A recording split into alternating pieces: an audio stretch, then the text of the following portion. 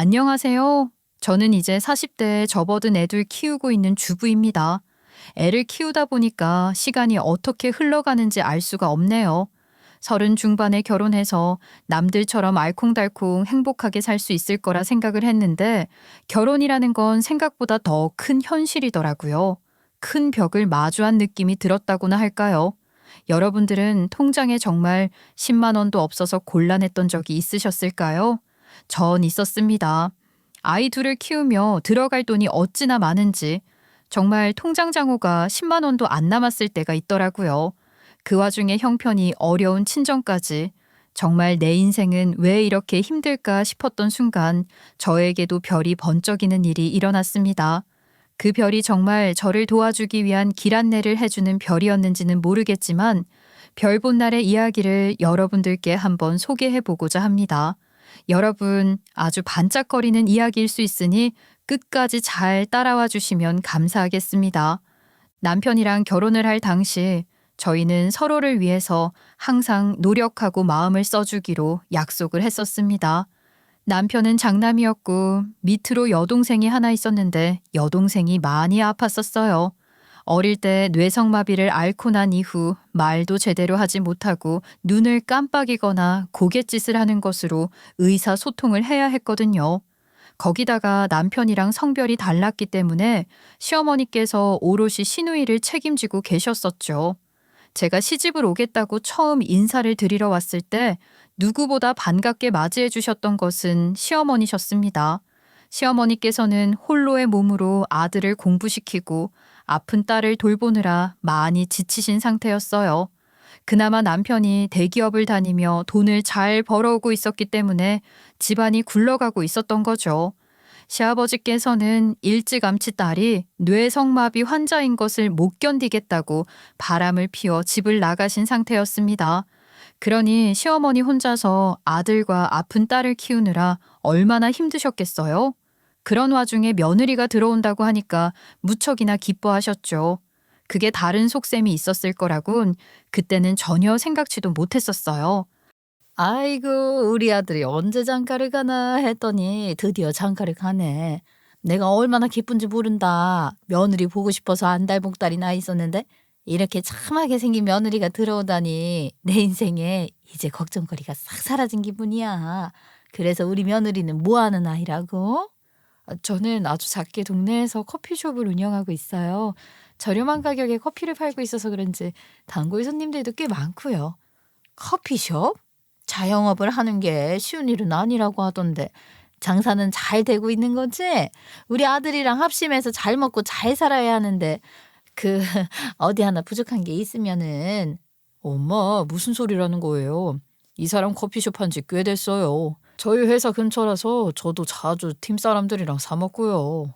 남편이 말을 한 것처럼 위치 자체는 회사들이 있는 한가운데에 있어서 점심시간에 아주 반짝 장사가 잘 되었어요. 회사원들이 점심을 먹고 난 다음에 사무실에 들어가기 전에 저희 가게에서 테이크아웃을 많이 했었거든요. 프랜차이즈 카페가 아니라 개인 카페이다 보니까 커피값이 저렴해서 회사원들의 단골 가게이기도 했죠. 남편과 인연도 거기서부터 시작이었어요. 남편은 저희 가게의 단골이었고 쿠폰 도장을 찍어주다가 눈이 맞게 되었거든요. 남편은 쑥맥이었는데 저에게만큼은 돌진하는 남자였습니다. 팀 사람들이 아직도 저에게 넌지시 이야기를 하는데 회사에서는 다른 여자들이랑 눈 마주치고 인사도 못하는 사람이 저에게 들이대는 것을 보고 깜짝 놀랐다고들 하더라고요. 저도 곰같이 우직한 우리 남편이 들이대는 것이 전혀 싫지 않았었기 때문에 마음을 열고 연애를 시작하게 되었습니다. 대기업에 다니는 남자와 한 달에 250만 원 수익을 내는 여자가 만난다고 생각을 하니 당연히 제가 좀 기운 것처럼 보였죠. 남들이 보기에도 남편이 아까워 보인다는 말이 솔솔 들려왔으니 우리 시어머니 입장에서는 얼마나 본인 아들이 아까웠을까 싶기도 했어요. 그런데 우리 시어머니 결혼한다고 인사를 드리러 가니 아무것도 필요 없다면서 둘이 잘 먹고 잘 살기만 하면 된다고 말을 하는 게 아니겠습니까?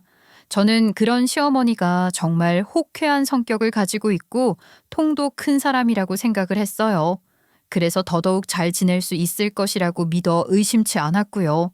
우리 남편은 저보다 3살이 많았는데 제 나이 35살에 결혼을 했으니 우리 남편 38살, 나이가 있을 대로 있다고 생각을 했죠. 남편은 늦은 나이에 저를 만난 만큼 하루빨리 결혼을 해서 아들, 딸 하나씩 낳고 예쁜 가정을 꾸리고 싶다고 말을 했습니다. 저 또한 집안에서 언제 시집을 가냐고 재촉을 하고 있었기 때문에 남편과 결혼을 미룰 필요가 없다고 생각을 했어요. 저에게 여동생이 하나 있었는데 오랜 시간 만나온 남자친구가 있었거든요. 그래도 언니를 제치고 먼저 결혼하는 건 아닌 것 같다며 제 결혼을 쭉 기다리고 있었어요. 저는 가는데 순서 있겠냐고 먼저 결혼을 하라고 부담스럽다고 몇 번이나 말을 했지만 저희 부모님도 그렇고 제 동생도 그렇고 제가 먼저 시집을 가야 마음이 편안할 것 같다고 하더라고요. 때마침 남편이 저에게 혜성처럼 다가왔고 저도 남편 같은 우직한 사람이랑 그리고 대기업에서 자리를 잘 잡은 사람이랑 결혼을 하는 것이 제 인생에도 꽃길이 펼쳐지는 거라 생각했습니다. 속물이라고 생각을 하시는 분들도 있겠지만 세상에 조건 없는 사랑이 어디 있겠어요? 그리고 제가 다른 거 다 떠나서 남편을 진심으로 사랑하는 마음이 있었기 때문에 뇌성마비를 앓고 몸 하나 제대로 못 가누는 시누이가 있더라도 상관없겠다고 생각한 부분도 있었죠. 아무튼 제가 인사를 드리러 간 날 시누이도 처음 보게 되었는데 생각보다 증상이 많이 심각한 것 같았어요. 시간마다 꼬박꼬박 약도 먹어야 했고 재활치료를 받지 않으면 근육이 굳어져서 지금보다 더 몸을 못 가누게 될 거라고 하더라고요. 근육이 계속 쪼그라들어서 몸이 굽어가고 있었는데 그걸 풀어주기 위해서 마사지도 받아야 한다고 했어요. 시어머니께서 정말 고생이란 고생은 다 하고 계셨죠. 평생을 그 어린 시절부터 아프기 시작한 시누이를 돌보느라 시간을 다 쏟아부었다고 해도 과언이 아니었으니까요. 그런 시어머니 옆에 며느리가 들어온다고 하니까 시어머니는 너무나도 좋아하셨고 양가 집안의 반대 한 번 없이 저희는 결혼을 했습니다. 결혼을 하고 정말 4개월 만에 제가 임신을 하게 되었는데 입덧이 심해도 너무 심했어요. 아예 커피를 내리는 것조차 할 수 없을 정도로 냄새에 민감했고 너무나도 좋아했던 커피 냄새를 못 맡겠다 할 정도로 출근길이 힘들었습니다. 어쩔 수 없이 알바를 채용했는데 이 알바도 문제가 많았습니다. 하라는 일은 안 하고 매번 계산도 틀리고 제일 큰 문제는 돈통에서 야금야금 들어온 현금들을 훔쳐갔다는 것이었어요. 제가 매장에 나가볼 수가 없으니 알바생이 한두 번 해보고 아예 작정을 하고 돈통을 털기 시작한 거죠. 저는 카드나 현금을 동일하게 받았는데 이 알바생이 제가 없는 틈을 타서 현금은 더 싸게 드린다고 멋대로 바꿔버렸고 들어온 현금들을 포스기에 입력하지 않고 본인 주머니에 넣은 것이었어요. 이 사실을 뒤늦게서야 알게 되었죠. 제가 아르바이트생에게 가게를 맡긴 지 5개월이 되어서야 사건의 진실을 알게 되었죠. 이 사실을 말해준 것은 다른 사람도 아닌 남편의 남자 회사 후임이었어요. 어느 날도 다름없이 커피를 사 마시러 갔는데 아르바이트생이 돈을 받더니만 지 주머니에 쏙 집어 넣더래요. 이상하게 생각해서 며칠을 지켜봤는데 그때마다 현금이 들어오면 본인 주머니로 넣더라는 겁니다. 나중에는 아예 현금으로 계산해라, 500원 싸게 주겠다 하면서 현금 유도를 하고 포스기에 입력을 하지 않는 걸 보면서 이상하다 생각해서 후임이 남편에게 말을 했고 남편이 저에게 전해준 것이었어요. 제가 임신 8개월 차에 만삭처럼 부른 배를 하고 뒤뚱뒤뚱 카페에 가보니 정말 그러고 있더라니까요. 놀래서 바로 해고하고 법적인 책임을 묻겠다고 했죠. 내가 최저시급을 안 챙겨준 것도 아니고 어떻게 간도 크게 손님들한테 현금 유도하고 현금을 받아다가 주머니를 채울 생각을 하고 있어. 이거 배임이고 횡령이야. 아르바이트생이라고 해서 잘리고 죄송합니다 하면 끝일 줄 알았겠지만 여태 가져간 돈이 얼만지 몰라도 하나하나 다 따져가면서 손해배상 물어버릴 거니까 그런 줄 알아? 알바생은 그 뒤로 잘못했다고 몇 번이나 빌었지만 저는 선처를 해주지 않기로 했어요. 원래 이런 건 법대로 해야 맞는 일이잖아요. 카페 내부에 CCTV가 있긴 했지만 CCTV를 돌려보니 교묘하게 사각지대에서 일을 치른 건지 제대로 찍혀 있는 게 없더라고요. 결국에는 처음에 저희 남편에게 제보를 해주었던 회사 후배에게 부탁을 할 수밖에 없었죠. 회사 후배도 증거로 사진이나 영상을 남겨놓은 게 아니었지만 본인이 직접 목격을 했던 상황이었고 또 처음에 아르바이트생에게 추궁을 했을 때 자백을 들었었기 때문에 저는 법적으로도 당연히 손쉽게 이길 수 있을 거라고 생각을 했어요. 일단 고소장을 접수해놓고 경찰서에 찾아가 진술서를 쓰고 하는 동안 제가 만삭이었기 때문에 출산을 하게 되면서 재판 일정이 살짝 뒤로 밀리게 되었습니다.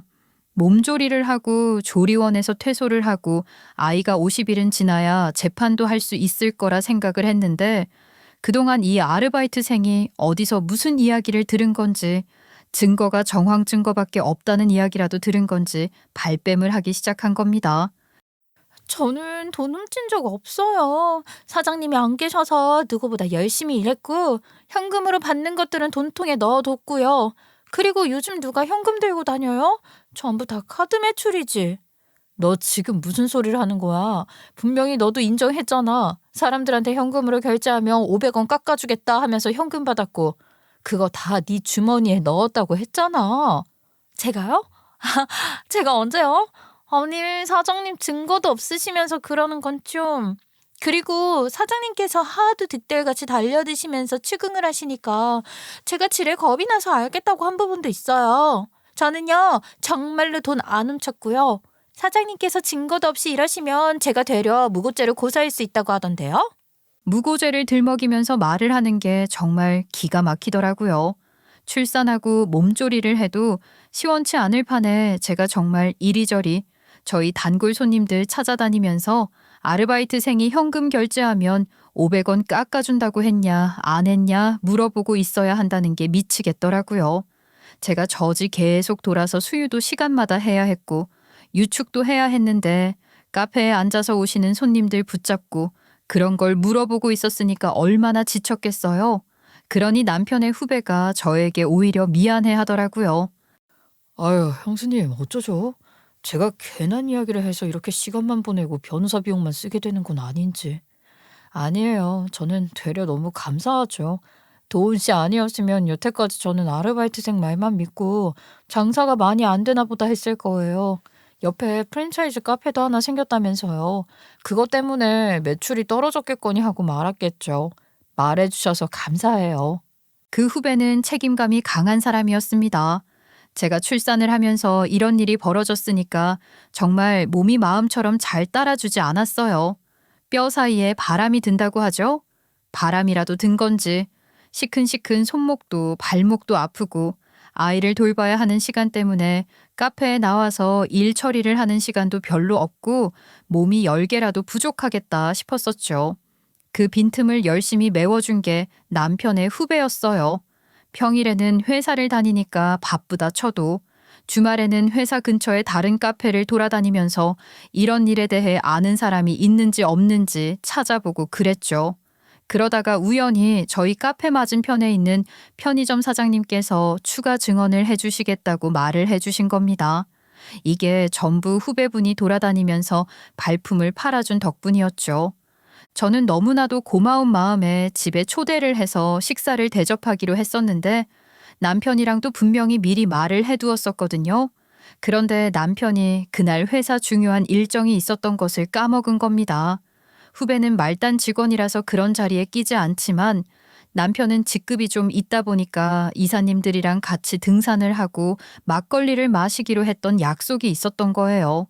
남편이 갑작스럽게 자리에 참석하지 못할 것 같다고 말을 하는데 난감했지만 이미 식사를 집에서 하기로 했고 음식들도 마련을 해놨는데 약속을 미루는 건 아니라는 생각이 들어서 후배를 집으로 초대했죠. 좀 어색하긴 했지만 그래도 같이 아르바이트생의 범죄를 밝혀낸 끈끈한 것이 있어서 그런 건지 금방 하하호호 웃으면서 음식을 먹고 있는데 현관문이 띵동하고 울리더라고요. 누군가 하고 보니까 시어머니께서 현관 앞에 와 계신 게 아니겠어요? 저는 놀라서 바로 문을 열었죠. 내가 말이다 파김치를 좀 주려고 왔는데 우리 아들이 이걸 엄청나게 아니, 저 사람은 누구니? 누군데 주말에 우리 아들도 없이 단둘이서 집에서 어머머머 이게 뭐 하는 거야? 네? 어머니, 아니에요. 오해하지 마세요. 저분은 그이 회사 후임이에요, 후임. 제가 요즘 그 카페에서 일어난 횡령 사건 때문에 많이 도움받고 있어서요. 처음으로 알려주신 분도 저분이시고요. 원래 그이랑 같이 밥 먹기로 했었는데 시끄럽다 너. 어떻게 애 엄마가 외간 남자를 집으로 끌어와서는 직접 차린 밥을? 아이고 이게 무슨 일이야? 너희들 그렇고 그런 사이인 거 아니야? 네? 아유, 어머니, 무슨 그런 말도 안 되는 오해를. 어머니, 그거 실례예요. 제가 도움을 받은 분이시라니까요. 도움이고 나발이고 불륜 속이려고 일부러 그런 건지 어떻게 알아? 우리 아들을 물러보는 것도 아니고 아이고 내가 아주 너희 두 연놈들 가만 안 냅둘 거야. 갑자기 급발진을 하시더니만 저랑 후배 보고 불륜이네 뭐네 난리를 치는 게 아니겠어요? 저는 정말 너무 황당해서 무슨 말을 해야 할지 모르겠더라고요. 후배분도 마찬가지였죠. 저는 얼굴이 화끈해지다 못해 터질 것 같은 기분이 들었습니다. 괜히 저를 도와주려고 했다가 불륜으로 오해를 받게 만들었으니까 얼마나 당황했겠어요. 결국 밥 먹다 말고 후배분은 요상한 분위기 속에서 자리를 떠야 했습니다. 시어머니께서는 노발대발 난리가 나셨고 제가 오해라고 아니라고 말을 계속했지만 들어먹지를 않으셨어요. 도대체 남자랑 둘이 집에서 밥을 먹을 일이 뭐가 있냐면서 보통 사이가 아니라고 화를 내셨고 남편이 집에 돌아오기 전 겨우겨우 돌려보냈습니다. 하지만 여기서 일이 끝이 났다면 좋았을 것을 시어머니께서 사고를 치고 만 것입니다. 남편의 회사에다가 팩스를 보낸 것입니다. 회사 그 후배랑 저랑 바람이 난 것 같으니 조사를 해달라고 하시면서 풍기문란 아니냐고 난리를 친 거예요. 회사 대표 번호로 전화를 해서는 이게 말이 되냐? 어떻게 회사 선배 마누라랑 바람이 날 수 있냐? 정말 눈 뜨고 보기 힘들 정도로 오바를 하신 거죠. 남편이 곤란해진 것은 물론이고 저를 도와주려는 마음으로 선의를 베풀었다가 불륜담으로 소문이 퍼지게 된 후배에게도 면목이 없었어요. 회사 소문이 조금 빠르겠어요? 불리고 불려져서 무슨 둘이 집에서 나오는 것을 봤네. 둘이 맨날 밥 먹는 사이네. 마치 남편이 피해자인 것 마냥 소문이 퍼졌고 남편은 아니라고 해명을 했지만 소용이 없었죠. 그런데 더 큰 문제가 있었으니 그 후배가 이사님의 조카였던 것이었습니다. 소문을 들은 이사님도 난리가 났고 사건의 진상을 알게 되니 자기 조카 편을 들면서 남편을 괘씸죄로 좌천시켜버린 것입니다. 시어머니가 쏘아 올린 공으로 남편은 순식간에 굳건히 지키던 자리에서 밀려나게 되었지요. 이사 눈밖에 났으니 본사가 아니라 경기도에 있는 사옥으로 쫓겨나서 핵심 부서도 아닌 곳에서 버텨야 했고 실적이 없다는 이유로 감봉까지 받아야 했어요. 그때부터 저희 집은 힘들어지기 시작했죠. 남편이 그나마 대기업에서 굳건하게 월급 벌어오며 버티고 있었으니까 시어머니 생활비 드리면서 저희 생활비도 쓰고 있었던 건데 남편 월급이 눈에 띄게 줄어들게 되고 아이까지 키우다 보니까 돈이 부족해지기 시작한 겁니다. 거기다가 제가 출산 후에 몸조리도 제대로 하지 못하고 소송에 휘말리게 되면서 카페 일도 제대로 보지 못하는 상황이었고요. 옆에 생긴 프랜차이즈 카페 때문에 단골 손님들도 전부 넘어가고 있었고 악재에 악재가 겹친 것 같았어요. 결국 소송을 마무리하면서 손해배상을 받긴 했지만 그동안 입은 손해에 비하면 정말 코딱지만큼의 돈이었습니다. 엄마, 분명히 아니라고. 나랑 와이프랑 그렇게 이야기를 했는데 자식 앞길을 망쳐야만 속이 시원하겠어요? 예? 도대체 회사에는 왜 그런 이야기를 해가지고 사람을 좌천당하게 만들고 이렇게 힘들게 만드냐고. 그게 내 잘못이냐? 오해를 하게 만든 사람이 잘못인 거지. 아니 그러길래 정의 표시를 할 거면 상품권을 주거나 밖에서 밥 한 번 먹었으면 됐지. 왜 집까지 끌고 와서 신혼부부인 것 마냥 그렇게 행동을 하냐 이 말이야. 내가 오해하게 만든 게 누군데. 어머님, 제가 그날도 그 자리에서 아니라고 그렇게 말씀을 드렸는데 정말 해도 너무하신 거 아니에요? 저희가 뭘 했다고요? 시끄럽다. 내가 오해할 만큼 둘 사이가 보통이 아닌 것처럼 보였다는 생각은 안 하는 거야? 나도 억울하다. 우리 아들이 자천을 당해서 생활비도 못 주겠다고 말을 하는데 아이 우리 딸은 앞으로 어떻게 하라고. 아이고 내 쪽이야. 내 머리야. 며느리 하나 잘못 들어와서는 아주 인생이 망하는구나 망해. 시어머니께서는 끝까지 제 탓을 하셨죠. 그렇게 1년이라는 시간이 지나면서 점점 카페 매출은 떨어지고 저도 그 카페를 유지하기가 힘들어졌어요. 왜냐하면 남편이 좌천을 당했고 제가 불륜녀라는 오해도 받았는데 남편 회사 앞에서 장사를 하면서 버티는 게 쉬운 일이었을까요?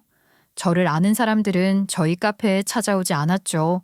결국 저희 첫째 아이가 두 돌이 되었을 때 저는 카페를 정리하게 되었습니다. 카페를 정리하고 나면 돈이 좀 들어올 줄 알았는데 그것도 아니더라고요. 그간의 적자도 있었고 카페에서 쓰던 제품들을 정리해봐야 중고가로 얼마 되지도 않았고요. 저는 정든 카페를 떠나보내면서 많이 울었어요. 남편은 저에게 미안해했고요. 하지만 남편도 피해를 입은 게 있는데 제가 어떻게 위로만 받을 수 있었겠어요. 그렇게 카페를 정리하고 몇 개월 되지 않아 저에게는 둘째가 들어서게 되었습니다. 그런데 제가 둘째를 가지자 시어머니께서 또 의심을 하시는 게 아니겠어요. 아니 너희 첫째 손주 때문에 각방 쓰고 있었던 거 아니었니? 갑자기 둘째라니. 아 이게 무슨 귀신 씨나락 까먹는 소리야. 엄마, 지금 무슨 소리를 하시는 거예요? 그러면 뭐 뱃속에 있는 둘째가 부정한 일로 생긴 아이다 이런 말이라도 하고 싶은 거예요? 돌다리도 두들겨보고 건너라지 않니? 태어나면은 유전자 검사라도 한번 해봐야 하는 거 아니냐? 그 말에 저는 큰 충격을 받고 쓰러지기까지 했습니다. 다행히 뱃속에 아이가 튼튼한 건지 유산이 되는 일은 없었지만 시어머니의 그런 발언은 정말 충격적이었어요. 제가 오죽하면 친정에 이런 이야기도 못했다니까요. 딸이 그런 취급을 받는데 어느 부모가 좋다고 말을 하겠습니까? 거기다가 저희 친정에서는 저를 품어줄 수 없는 상황이었어요. 여동생이 결혼을 한 이후에 매제와 함께하던 사업 실패로 인해서 이미 여동생을 품어주고 계셨기 때문에 저까지 부담을 드릴 수가 없었죠. 오히려 저에게 돈 좀 있냐고 물어보시는 마당인데 제가 이혼하고 애 둘 데리고 들어가도 되겠냐고 말을 어떻게 하겠어요? 거기다가 가게까지 이미 정리를 한 마당에 그런 말을 하기가 너무 죄송스러울 지경이었죠. 저는 그저 속으로 꾹 참는 수밖에 없었습니다. 그렇게 남편의 월급에 허덕이면서 둘째까지 임신을 하고 시어머니의 눈치를 보면서 지내고 있었는데 남편의 얼굴이 죽상인 거예요.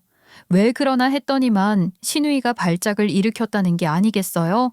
당장에 약을 바꾸고 신경계 쪽 시술을 해야 한다는데 돈이 부족하다고 말을 하면서 눈물을 짓는 남편을 보며 제 마음도 문드러지는 것 같았습니다. 저에게 비상금처럼 가지고 있었던 카페를 정리하고 남은 돈이 있어서 그걸 남편에게 쥐어주었지요. 얼마 되지 않는 돈이었지만 시누이에게 지원이 되는 의료보험이 있어서 충당은 될 것 같았습니다. 제가 남편에게 비상금을 쥐어주자 남편은 정말 고맙다고 몇 번이나 말을 했죠. 그렇게 시누이가 치료를 시작하고 저는 10달을 품은 둘째를 낳았고 몸조리를 하고 있었습니다. 카페도 그만둔 마당에 아이들만 오롯이 챙길 수 있다는 것은 큰 행복이었죠. 남편은 좌천을 당한 이후로 계속 본사의 발령 기회에서 멀어지게 되었지만 저희에게는 언젠가 다시 돌아갈 수 있는 날이 올 거라 굳게 믿었습니다. 그리고 둘째가 5개월쯤 지났을 때 시누이의 발작 치료 또한 끝이 나게 되었고 계속해서 재활을 받아야만 했어요. 근육이 계속 문제가 생겨서 많이 힘들어 했었거든요. 너는 언제까지 집에서 놀고 먹을 거니? 아이 우리 아들 혼자서 뼈 빠지게 일을 하고 있는데 안쓰럽지도 않어? 나가서 뭐라도 좀 해야 하는 거 아니야? 어머님, 저 아직 아이 출산한 지 5개월밖에 되지 않았어요. 젖먹이 아이 놓고 어딜 가서 일을 하겠어요. 나는 말이다. 평생을 우리 딸 수발을 들면서 살았어. 너는 그런 것도 아니면서 뭘 그렇게 약해 빠진 소리를 하고 그래. 애가 어디 아픈 것도 아니고 건강만 하구만. 어린이집이니 뭐니 요즘 애 맡길 때도 많은데 나가서 돈이라도 벌어와야 하는 거 아니야? 누구 때문에 우리 아들이 자천에 당했는데? 에휴. 어머님, 말은 바로 하셔야죠. 그게 왜 저 때문이에요? 솔직히 말해서 저도 그동안 꽁꽁 숨겨두고 있었는데 어머님이 그 회사에 그 난리만 안 치셨어도 그냥 넘어갈 수 있는 일이었다고요. 저나 그이나 불륜이 아니라고 그렇게 설명을 드렸는데도 어머님 혼자 고집 부리시면서 사고 쳐서 이렇게 된 것이었잖아요. 뭐야? 아이 그럼 지금 네 말은 우리 아들 앞길 내가 맡기라도 했다는 거야? 어? 내가 우리 아들 키우느라 얼마나 고생을 했는데 내 남편이 바람나서 도망가는 바람에 내가 아주 불륜이라면 치를 떠는 사람이야. 아 내가 보고 느낀 대로 한 행동을 가지고 왜 내 탓을 해? 아니라고 제가 그렇게 말씀드렸잖아요. 저 도와주려고 한 사람인데 덕분에 소송에서도 이겼는데 어떻게 그런 사람에게 불륜이라고 덮어씌우면서 개망신을 줄 수가 있어요, 어머님. 어이구 며느리가 아주 시험이 잡아먹겠다 잡아먹겠어. 이렇게 드센 년인 줄 알았으면 애초에 우리 아들이랑 결혼을 시키는 것도 아니었어. 아 네가 시집와서 한 게 뭐가 있냐? 어? 우리 딸 수발을 들기를 해서 아니면 카페를 잘 운영해서 떼돈을 벌어오기를 했어. 어디 이상한 아르바이트생이나 들여와서 쫄딱 망하기만 했지. 시어머니께서 그렇게 말을 하는데 답답하더라고요. 본인 잘못은 생각도 못하고 계속 제 탓만 하고 있는데 저에게 뭐라도 할 생각을 하라며 화만 냈어요. 그 사이에 끼어있는 시누이 또한 감정적으로 불쌍했습니다. 평생을 저렇게 욱하는 성격을 가지고 살아온 시어머니가 시누이를 얼마나 잘 보살폈겠어요. 남편은 그런 시누이를 불쌍하게 생각했었어요. 그리고 그 이유를 결혼 5년 만에 알게 되었죠. 아이가 하나 더 태어나면서 들어가는 돈이 2배로 늘어나게 되자 제가 넌지시 남편에게 시댁에 드리고 있는 생활비를 줄이는 것이 어떻겠냐고 말을 했었거든요. 사실 내 동생이 아픈 게 전부 다 내 탓 같아서 내가 엄마한테 주는 생활비를 끊을 수가 없어. 미안해. 아가씨가 아픈 건 뇌성마비 때문에 그랬던 거 아니었어? 그게 왜 당신 때문이라고 생각을 하는 건데 그건 어쩔 수 없이 찾아온 병인 거잖아. 그게 사실 내 동생이 처음 발작을 일으켰을 때 내가 옆에 있었어. 동생 숨이 꼴딱꼴딱 하는데 내가 그때 게임기에 빠져가지고 게임하느라 동생을 제대로 안 돌봤거든. 그때 만약에 빠르게 119라도 불렀으면 우리 동생이 지금처럼 심각한 뇌성마비까지는 찾아오지 않았을 수도 있어. 발작하고 한참 지난 뒤에 동생이 죽은 줄 알고 깜짝 놀라서 신고를 했거든. 처음 발견했을 때 바로 신고를 했었더라면 그때 당신도 나이가 어렸었던 거 아니야? 아가씨가 그렇게 된 건 당신 탓이 아닌데 뭐 그렇게 죄책감을 가지고 지금까지 살았어. 당신 나이가 벌써 40을 넘겼는데 여보 이제는 마음의 짐을 조금 내려놔도 되지 않겠어? 그게 어디 쉽나? 평생을 가지고 살았던 마음의 짐이었는데. 아무튼 생활비를 나도 줄여야 한다는 걸 알고는 있지만 내 동생에게 나가는 약값이나 병원비를 줄일 수 없는 건 이해를 해줬으면 좋겠어. 남편이 그렇게 부탁을 하는데 제가 어떻게 남의 일이라고 무시를 할 수 있었겠어요. 남편의 월급으로 우리 네 식구에 시누이 병원비까지 책임을 지니 정말 빠듯했죠. 제가 집에서 놀고만 있을 수는 없다는 생각이 들어서 뭔가를 해봐야겠다고 마음을 먹었는데 남편이 넌지시 저에게 직업 하나를 추천해 주더라고요. 그 외에 요양보호사 자격증 같은 거 있잖아. 그런 거 있으면 좋을 것 같은데. 요즘은 가족 간에도 신청이 가능하대. 내 동생 같은 경우에는 혼자서는 생활할 수 없는 중증 장애인이니까 당신이 요양보호사 자격증을 취득하면 내 동생 돌보면서 돈도 받을 수 있는 거야. 남편이 그렇게 말을 하는데 솔깃하더라고요. 진즉의 시어머니께서는 이 자격증을 왜 따지 않았을까 싶은 생각도 들었는데 이게 또 직계 가족끼리는 안 되는 경우도 있다고 하더라고요.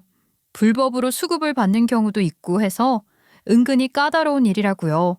하지만 저랑은 시누이와 올케의 관계였기 때문에 제가 자격증을 따서 시누이 옆에서 케어를 해도 돈을 받을 수 있더라고요. 저는 그때부터 열심히 강의를 듣고 시험을 봤어요. 일정 시간을 이수해야지만 가족 요양을 신청할 수 있다는 말에 자격증을 따자마자 복지회관에서 일을 했고 아이들은 어린이집에 보내게 되었죠. 일을 해야 해서 떨어져 지내야 한다는 게 마음에 걸리기는 했지만 언제까지 남편의 돈벌이에 의지하면서 살 수는 없는 노릇이었으니까요. 정말 뭐라도 해서 가족들에게 인정을 받고 싶었습니다. 그리고 제가 시누이를 돌보게 되면 시어머니께 조금 더 당당해질 수 있겠다 싶기도 했어요. 생활비를 줄여도 뭐라 하실 수 없을 거란 생각도 했고요. 그렇게 저는 요양보호사로서 자리를 잡기까지 1년이라는 시간이 걸렸고 제 나이 42살에 요양보호사로서 시누이를 돌보며 일을 하게 되었죠.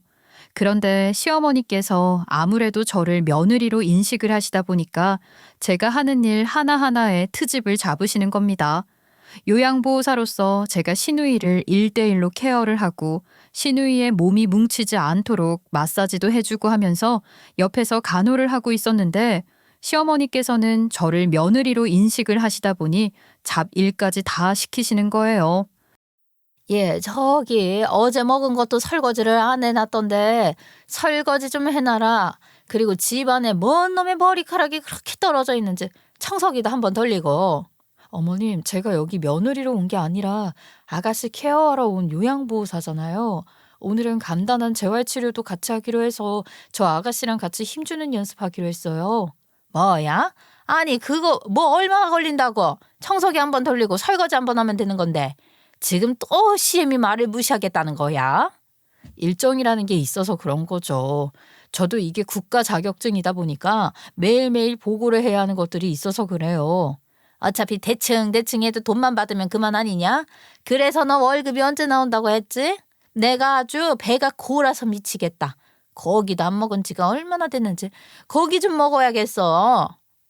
고기요? 어머님, 월급 받으면 생각해 볼게요. 지금은 저희도 돈이 빠듯해서요. 내가 먹으면 얼마나 먹는다고. 그래봐야 10만 원밖에 더 나오겠냐? 그 정도 돈도 없어.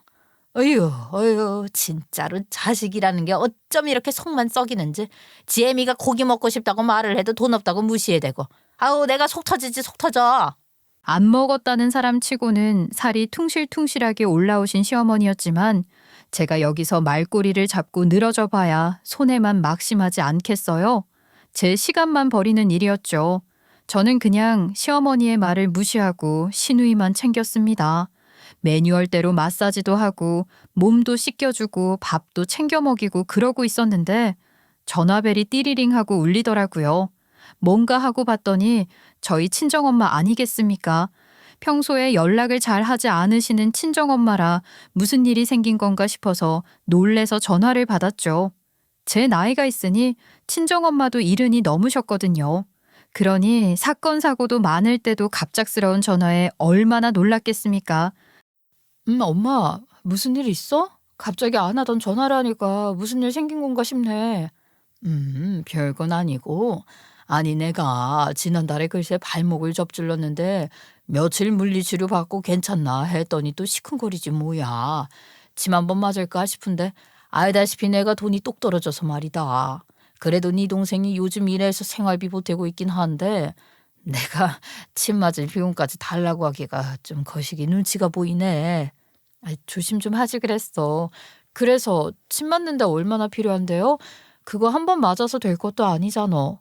그래도 대여섯 번은 맞아야 한다고 하던데 약침으로 맞으면 한 번 맞는데 2만 원 정도 한다고 하더라. 한 10만 원만 보내줄 수 있니? 알겠어요. 그럼 지금 통장으로 10만 원 보낼 테니까 그걸로 꼭 침 맞아. 그러고 전화를 끊었더니만 갑자기 시어머니께서 야 하고 소리를 지르는 게 아니겠어요? 저는 사실 제 뒤에 시어머니가 제 통화를 엿듣고 있는 것도 몰랐어요. 근데 제가 전화를 끊자마자 씩씩거리면서 소리를 지르시니까 정말 깜짝 놀랐죠. 깜짝이야. 어머님, 왜 통화를 엿듣고 그러세요? 깜짝 놀랐잖아요.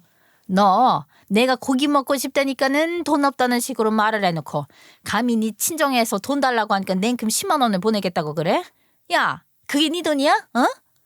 제가 벌어서 드리는 거니까 제 돈이죠. 그 이한테 받은 생활비로 드리는 거 아니에요. 그게 어떻게 네 돈이야? 우리 딸 덕분에 벌게 된 용돈이나 다름없는데 우리 돈이지? 솔직히 말해서 네가 우리 딸한테 해준 게 뭐가 있다고 그러냐? 설거지도 안 해나 청소도 안 해나 그러면서 그 돈 받아가는 거 양심도 없는 짓 아니야? 네? 아니요. 저는요, 요양보호사 자격으로 이 집에 와 있는 거고 제가 할 수 있는 매뉴얼대로 움직이고 있는 건데 어머님이 왜 그런 걸 속단하고 그러세요? 네가 하는 일이 하나도 없어 보이니까 하는 말이잖아. 그거는 자격증 없는 내가 해도 되겠다. 그럼 어머님이 하시던가요. 어머님이 직접 요양보호사 자격증 따서 딸내미 병수발 들면 되겠네요. 그렇게 자신만만하면 어머님이 하시면 되지. 왜 이 자격증 하나 없이 감나라 배나라 하세요. 어머님이야말로 할 줄 아는 거 하나도 없으면서 만만하게 며느리라고 저한테만 뭐라고 하시는 거 아니에요? 뭐야? 이게 진짜 미쳤나? 그러더니만 성큼성큼 저에게 다가와서는 제 뺨을 잇는 힘껏 후려치는 게 아니겠어요? 정말 눈앞에 별이 번쩍이는데 이게 무슨 일인가 싶더라고요. 저는요, 태어나서 지금까지 저희 부모님께도 뺨 한 번을 맞아본 적이 없었어요. 살면서 처음 있는 일이었다고요. 근데 제 뺨을 처음으로 내려친 사람이 저희 시어머니라는 게 믿어지겠어요? 저는 너무 놀라서 눈물조차 나오지 않을 정도였어요. 그냥 숨이 턱하고 멈추는 듯한 느낌이었다니까요. 그 정도로 깜짝 놀란 거죠. 어머님, 지금 제 뺨을 치신 거예요? 어머님이요? 그래, 내가 뺨 좀 쳤다. 뭐 어쩔래? 난전이라고 지금 바락바락 대들면서 소리를 지르고 그래. 미쳤어 너? 네가 감히 내 고기는 안 사주고 친정에 10만 원을 보내. 그것도 우리 아들 돈으로 여태 먹어 살아놓고 양심도 없나? 앞으로는 친정에 내 허락도 없이 1원 한 푼도 쓰지 마. 그렇게 말을 하고는 꼴도 보기 싫으니까 당장 나가라는데 정말 맞은 뺨이 욱신거려서 참을 수가 없더라고요. 그날 저녁 그렇게 집으로 돌아와서 혼자 헛웃음을 치다 눈물을 짓다 아주 별지랄을 다 하고 있으니 남편이 퇴근하고 와서는 저에게 무슨 일이 있냐고 물어보더라고요. 그리고 부어있는 제 뺨을 보고는 쏘스라치게 놀랐죠. 남편에게 말을 하려고 하니까 이상하게 눈물이 먼저 나대요. 그나마 제가 믿고 의지를 하고 있었던 게 남편이라서 그런 건지 남편에게 있었던 일을 말하는데 억울하기도 하고 해서 끄끄거리면서 사정 설명을 했죠. 그러자 남편이 씩씩 거리더니만 본때를 보여주겠다고 하더라고요. 그리고 그날 밤 제 통장으로 10억이라는 거금이 떡하니 들어왔고 그 길로 시어머니의 인생을 나락으로 보내버렸습니다. 이게 무슨 뜬구름 잡는 소리냐고요? 어떻게 10억이라는 돈이 제 통장에 꽂힐 수 있었던 건지 그거부터 궁금하실 거라 생각합니다. 어디부터 차근차근 설명을 해드려야 좋을지 감이 잘 안 잡히긴 하는데 사실 시어머니께서 살고 계신 집 있잖아요. 시누이랑 둘이서 지내던 집이 남편의 집이었어요. 그러니까 남편이 저랑 결혼하기 전에 가족들이랑 다 같이 살기 위해서 마련했던 작은 집이었습니다. 저랑 결혼할 당시에 남편이 38살이었는데 그 이전에 열심히 모아두었던 돈으로 작은 빌라를 하나 샀어요.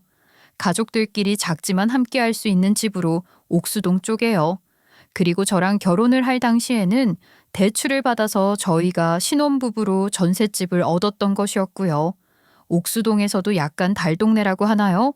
언덕에 있었던 집이었는데 그 동네가 워낙 마을버스만 구불구불하게 왔다 갔다 하는 곳이고 골목골목마다 집들이 있어서 좀 후진 동네처럼 보였었거든요.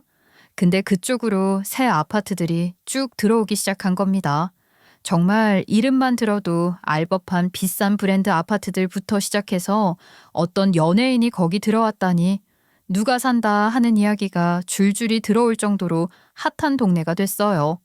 그 사이에 집값이 얼마나 올랐던지 부르는 게 값이다 하는 말이 나올 정도로 집값이 올랐죠. 그런데 운도 나쁘게 저희 시어머니가 살고 있던 집 근처가 아니라 거기 길 건너만 아파트가 줄줄이 들어서게 된 겁니다. 딱 횡단보도 하나만 건너면 되는 것인데 그걸 놓쳤다고 아쉬워하던 찰나 재작년에 갑자기 조합이 들어오더니 그 달동네를 허물고 무슨 단지 하나를 만든다는 게 아니겠어요? 그 동네 집값이 로또 맞아도 못 산다는 집값이 되었는데 업자들이 그냥 넘어갈 리가 없죠. 허물고 지을 수 있는 단지가 한두 개도 아니고 하니까 재개발을 하겠다고 한 건데 집주인이 우리 남편이니까 남편에게로 연락이 온 겁니다. 그런데 문제가 있었어요. 개발을 하기엔 너무 촘촘하게 달동네처럼 집들이 있었고 당장 그 집을 떠나면 아파트가 들어서기까지 오갈 데가 없는 사람들이 있으니까 재개발은 무슨 재개발이냐고 난리가 난 거죠. 사실 없는 사람들은 지금 사는 집까지 없어지면 정말 보상받는다고 해도 당장 큰 돈이 들어오는 것도 아닌데 어딜 갈 수 있겠습니까? 그렇다고 아파트가 지어질 때까지 기다려서 분양권을 받자니 그 장음치를 돈도 없는 사람들이고 분양권 받는다고 바로 팔 수 있나요? 요즘 정책들이 또 바로 팔 수 없게 되어 있잖아요. 그러니까 아예 재개발이고 재건축이고 안 된다고 난리가 난 거죠. 그 와중에 집값이 엄청 오를 걸 예견한 부동산 떴다방 업자들이 돌아다니면서 사람들에게 뒤에서 로비를 한 거죠. 그때 우리 남편에게도 연락이 온 겁니다. 그 사장님, 거제비 평수가 나름 넓게 빠졌던데 그 지금 정리하면서 10억은 받을 수 있다니까요. 그거 분양권 받는다고 해도 잔금은 어떻게 치르실 거예요? 지금 그거 실거래가가 4억까지 올랐는데 분양권 받는다 치면 10억 정도는 바로 받을 수 있어요. 그러니까 10억 선에서 정리를 딱 합시다. 예?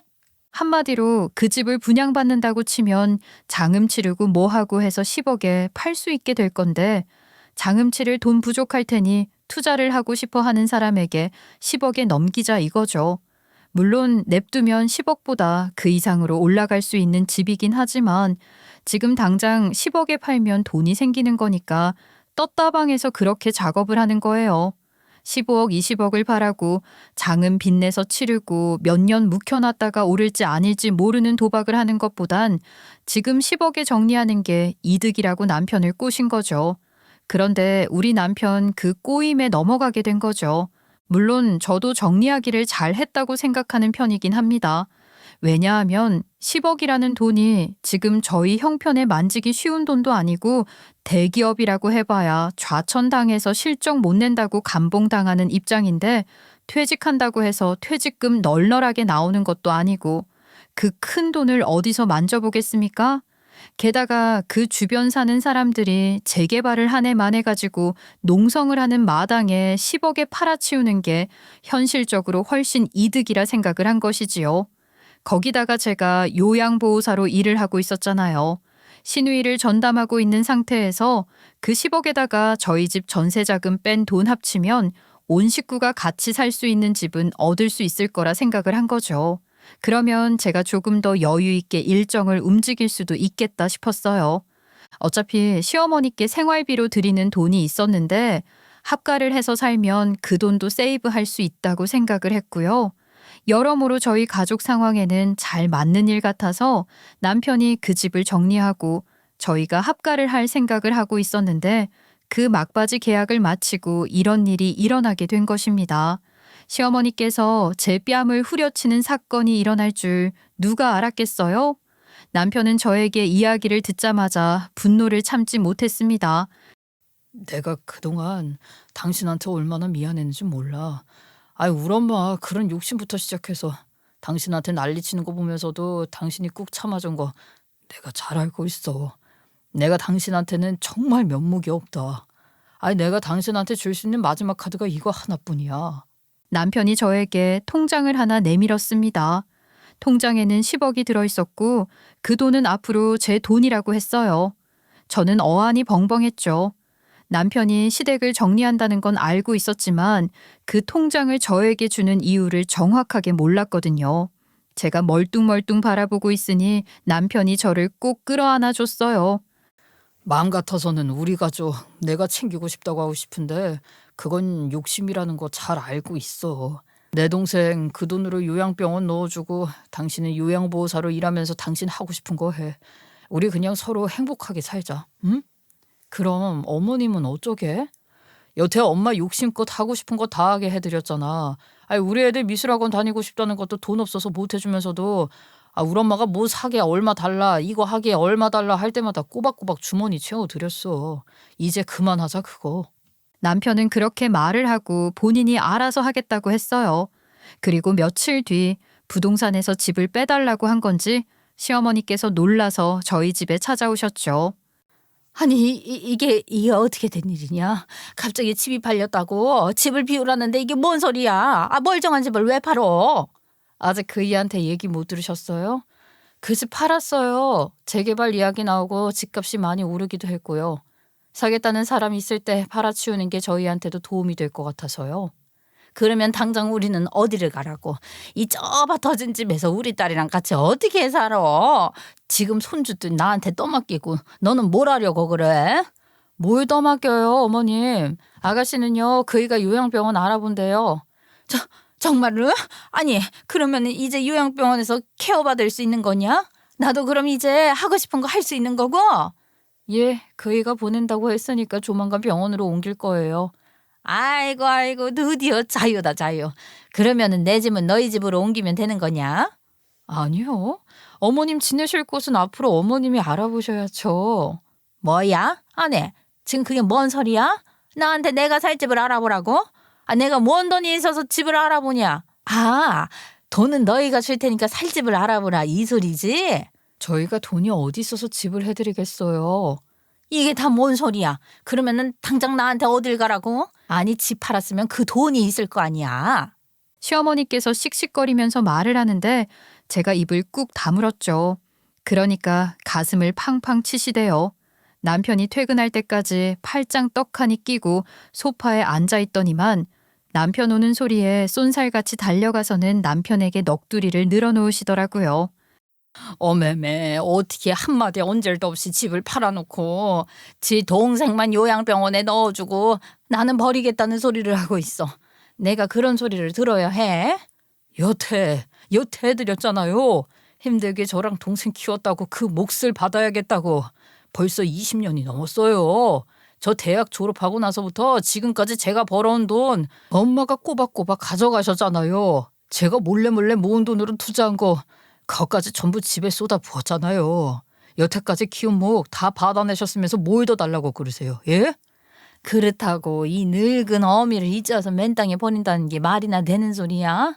이게 무슨 현대식 고려장도 아니고. 진짜 고려장을 할 거였으면 아무도 없는 산속에 버렸겠죠. 예고도 안 했을 거고요. 엄마, 욕심이 과하면 이를 그르치는 법이에요.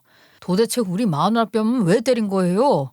아이고, 집뺨 때렸다고 고자질해서 모자가 내 사이를 갈라놓는구나. 갈라놔. 야, 맞을만 하니까 때린 거지. 맞을만 하니까 때렸다고요?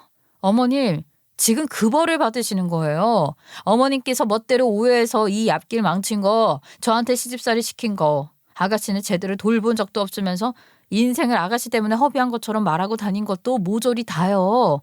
아유, 어떻게 자식이라는 것들이 이런 짓을 해? 어떻게? 그럼 어떻게 하나뿐인 엄마가 자식들 앞길을 망칠 생각을 해요. 그것도 자기 멋대로 생각하고 자기 멋대로 행동해서 이제 더는 안 되겠습니다. 남편은 강경하게 말을 했고 굳은 얼굴로 딱딱하게 행동하니 시어머니께서도 그제서야 사태가 자기가 원하는 대로 흘러가지 않고 이상한 방향으로 흐른다는 느낌을 받으신 것 같았습니다. 정말로 나를 버릴 거냐? 정말 하늘이 맺어준 부모 자식 간의 인연을 이렇게 끊어?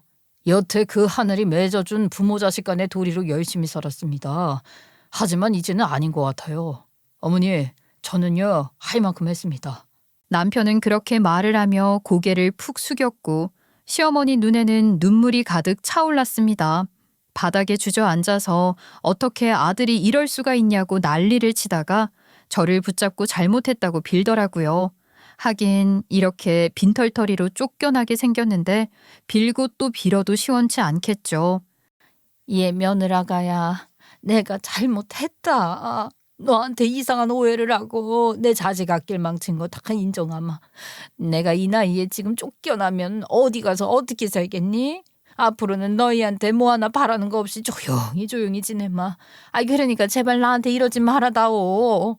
시어머니께서는 어린아이처럼 펑펑 우셨지만 남편은 그 모습을 쳐다보지도 않더군요. 그 뒤로 정말 시어머니는 집을 빼게 되었고 저는 마음 한켠에 찝찝함이 남았습니다. 남편에게 정말 이대로 시어머니를 버릴 거냐고 물었더니 저한테 마음대로 하라고 자기는 마음 정했다고 하더라고요. 저에게 모든 처분을 맡기겠다고 하는데 사람 마음이 또 그렇대요? 아무리 그래도 시어머니인데 어떻게 맨몸으로 그냥 쫓아낼 수가 있겠습니까? 저는 시어머니를 찾아갔습니다. 당장 집을 빼야 하는데 갈 곳이 없어서 어쩔 줄 몰라 하는 모습을 보니까 또 한켠이 좀 짠하대요.